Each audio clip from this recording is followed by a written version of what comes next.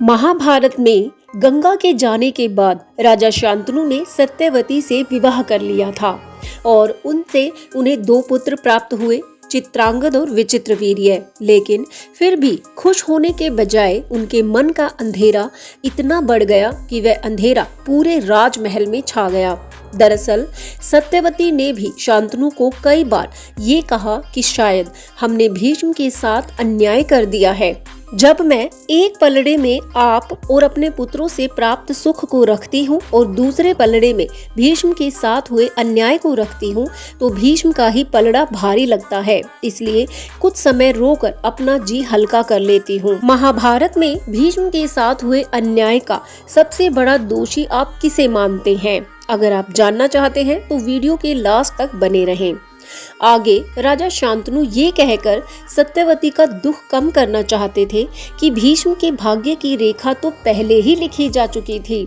जब गंगा मेरे 8वें पुत्र को नदी में बहाने चली तो मैंने उसे रोककर अपने पुत्रों को बहाने का कारण पूछा था और तब गंगा ने बताया कि मेरे ये 8 पुत्र वसु थे, जिन्हें एक श्राप के कारण इस धरती पर जन्म लेना पड़ा। परंतु लगता है कि इस 8वें वसु का श्राप अभी कम नहीं हुआ है। तात्पर्य ये है कि भीष्म की भाग्य रेखा हम दोनों के प्रेम रेखा से पहले ही खींची जा चुकी है। हम दोनों तो बस एक माध्यम हैं। यदि हम ना होते तो भी भीष्म को अपने भाग्य रेखा के दूसरे छोर तक जाना ही पड़ता। तब सत्यवती कहती है कि क्या आपकी अंतरात्मा आपकी ये बात मान गई? आर्यपुत्र, भला मैंने काल का क्या बिगाड़ा था जो उसने मुझे कटार बनाकर भीष्म की छाती में ही उतार दिया? तब शांतनु कहते हैं कि तुम ये क्यों नहीं सोचती कि ये हमारा सौभाग्य है कि हमें भीष्म जैसा पुत्र प्राप्त हुआ। लेकिन सत्यवती कुछ भी सुनने को तैयार नहीं थी। तब राजा शांतनु से सत्यवती कहती है कि चलिए आर्यपुत्र, हम अपने भीष्म को बोल देते हैं कि वह अपनी प्रतिज्ञा का बंधन तोड़ दे। लेकिन राजा शांतनु कहते हैं, फिर तो तुमने भीष्म को समझा ही नहीं, तुमने उसे पहचाना ही नहीं। भीष्म और उसकी प्रतिज्ञा में भक्त और भगवान का संबंध है।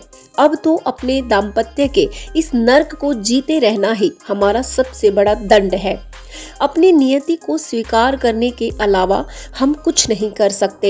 लेकिन अब इस पड़ाव पर आकर मैं भी हार गया हूँ, थक सा गया हूँ। कुछ देर बाद उदासी में रहने के बाद राजा शांतनु सत्यवती से कहते हैं कि तुम अपने आप को इसका दोषी मत मानो। भीष्म को इच्छा मृत्यु का वरदान तो मैंने दिया, लेकिन अब मैं अपनी मृत्यु का वरदान किससे मांगूं? तुमने मुझे क्यों नहीं रोका उस समय? मैंने एक बार भी उसे ये क्यों नहीं कहा कि मुझे सत्यवती नहीं चाहिए, मुझे कुछ नहीं चाहिए? बल्कि मैंने तो उसे इच्छा मृत्यु का वरदान देकर उसे ये श्राप भी दे डाला कि जाओ अपने इस रसहीन जीवन को जीते जाओ। तब सत्यवती कहती है कि इस अपराध के दोषी तो हम दोनों ही हैं। भले ही हमारे आंगन में 2-2 चंद्रवंशियों के चांद निकले हैं, लेकिन फिर भी अंधेरा सा लगता है और ये अंधेरा तो बढ़ता ही जा रहा है। तब राजा शांतनु कहते हैं कि हाँ, एक भय सा मुझे भी लग रहा है। कभी अपने वर्तमान से भय लग रहा है तो कभी हस्तिनापुर के आने वाले भविष्य से। तब सत्यवती कहती है कि ऐसा नहीं कि मुझे अपने दोनों पुत्र प्रिय नहीं हैं, लेकिन जब उनका माथा चूमती हूँ तो भीष्म के साथ हुए अन्याय की कड़वाहट मेरे मुंह में घुल जाती है और मेरे हृदय का ये घाव भर जाने वाले घावों में से है ही नहीं। तब शांतनु कहती है कि इन सब का दोषी तो मैं हूँ। भला तुम अपने मन पर इतना बोझ क्यों डालती हो? अपने देश के भविष्य को अपने प्रेम की चौसर पर दांव पर मैंने लगाया है। अपने पूर्वजों का सामना तो मुझे ही करना पड़ेगा। सत्यवती कहती है कि नहीं, इसमें आपकी कोई गलती नहीं है आर्यपुत्र। आप तो मेरे पिता से ये कहकर लौट गए थे कि इस शर्त के लिए सत्यवती का हाथ बहुत महंगा है। फिर आपका तो इसमें कोई दोष ही नहीं रहा। ये दोष तो केवल और केवल मेरे पिता का है, जो अपनी पुत्री के मोह में ऐसी शर्त रख बैठे जिसके कारण भीष्म का तो भविष्य ही खराब हो गया। मेरे पिता ने ये शर्त रख दी कि मेरा आने वाला पुत्र ही हस्तिनापुर का उत्तराधिकारी बने, और आपने तो इसके लिए साफ मना कर दिया था। इसमें आपका कोई दोष ही नहीं है। तब शांतनु ने कहा कि मैंने मैंने ये भी तो किया कि शांतनु को अवसर मिला कि वो मुझे मनाए। मैंने क्यों उदासी को गले लगा लिया? मैं खुश क्यों न रहा? मैंने भीष्म को ये लगने ही क्यों दिया कि तुम यदि उसके पिता को ना मिली तो उसके पिता बहुत दुखी हो जाएंगे?